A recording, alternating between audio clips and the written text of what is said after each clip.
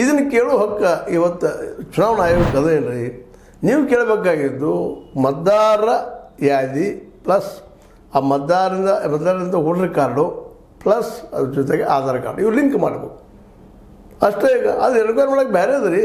Enquiry ಮಾಡಿಕೊಂಡು ಇವ್ರು ನಮ್ಮವ್ರು ಹೌದು ಅಲ್ಲೋ ಬೇರೆ ದೇಶದವರು ಎಂತೋ ವಿದೇಶದವರು ಅನ್ನೋಂಥ ಮಾತುಗಳನ್ನ ಅಳಿದಕ್ಕಾಗಿ ಮತ್ತೊಂದು ಮಾಡಲಿಕ್ಕೆ ಸಾಧ್ಯತೆ ಇದೆ. ಆದರೆ ಇವು ಇಲ್ಲಿ ನಮ್ಮ ನಾಗರಿಕರಪ್ಪ ಅಂತೇಳಿ ಒಪ್ಕೊಂಡು ಬರುತ್ತೆ ಅವ್ರ ಬಗ್ಗೆ ಈಗ ನೋಡಿರಿ ಒಂದು ಆರೋಪದ ಪ್ರಕಾರ 35 ಲಕ್ಷಕ್ಕೂ ಹೆಚ್ಚು ಜನ ಈಗ ಇಲ್ಲೇ ಬಿಹಾರದಿಂದ ಜನ ಲುಪ್ತ ಆಗ್ತಾ ಇದ್ದಾರೆ ಅಂತ. ಯಾಕಂದ್ರೆ ಭಾಳ ಜನ ತಮ್ಮ ಪೂರ್ವಜರು ಎಲ್ಲಿಂದ ಬಂದರು, ಯಾರು ಬಂದರು, ಹೆಂಗೆ ಬಂದರು ಹೇಳೋದು ಅವ್ರಿಗೆ ಕಷ್ಟದ. ಯಾಕಂದರೆ ಈಗ ನಮಗೆ ಒಂದು 100 ವರ್ಷಕ್ಕೆ 500 ಯಾರಿದ್ದರು, ನಮ್ಮ ಅಜ್ಜ ಯಾರಿದ್ದರು ಹೇಳೋದು ನಮಗೂ ಕಷ್ಟದ. ಅವ್ರು ಹುಟ್ಟಿದ ಕೊಡ್ರಿ, ಅವ್ರು ಬೆಳೆದ ತಾರೀಕು ಕೊಡ್ರಿ, ಅದು ಹೆಂಗೆ ಕೊಡೋದು. ಮತ್ತು ಇದು ಚುನಾವಣಾ ಆಯೋಗದ ಕೆಲಸ ಅಲ್ಲ.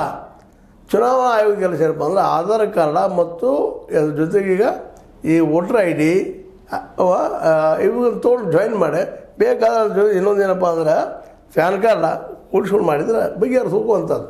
ಆದರೆ ಅದಿಲ್ಲ. ಈಗಾಗಲೇ ಜನ ಕಡಿಮೆ ಆಗ್ತಾ ಇದ್ದಾರೆ ಅದರಲ್ಲಿ ಅನ್ನುವಂಥ ಆರೋಪಗಳನ್ನು ಇವತ್ತು ರಾಹುಲ್ ಗಾಂಧಿಯವರು ಮಾಡ್ತಾ ಇದ್ದಾರೆ. ಯಾಕಂದ್ರೆ ಸಹಜದ ಈ ಮುಂಬರುವ ಬಿಹಾರ್ ಎಲೆಕ್ಷನ್ ಏನದಪ್ಪ ಅಂದ್ರೆ ಫೈನಲ್ ಆಗುವಂಥದ್ದು. ಅದರಲ್ಲೂ ವಿರೋಧ ಪಕ್ಷಗಳಂತೆ ಮಾಡುವಲು ಮಡಿಯೋಳು ಅನ್ನುವಂಥ ಸ್ಥಿತಿಗೆ ಬಂದಿರ್ತದೆ. ಯಾಕೆ ಆಲ್ರೆಡಿ ಹರಿಯಾಣ ಅದ್ರ ಮಹಾರಾಷ್ಟ್ರ ಗೆದ್ಕೊಂಡು ಬಂದಂಥ ಮೋದಿಯವರು ನೆಕ್ಸ್ಟ್ ಏನಪ್ಪ ಅಂತಂದ್ರೆ ಅವ್ರ ಗುರಿ ಇರುವಂಥದ್ದು ಏನು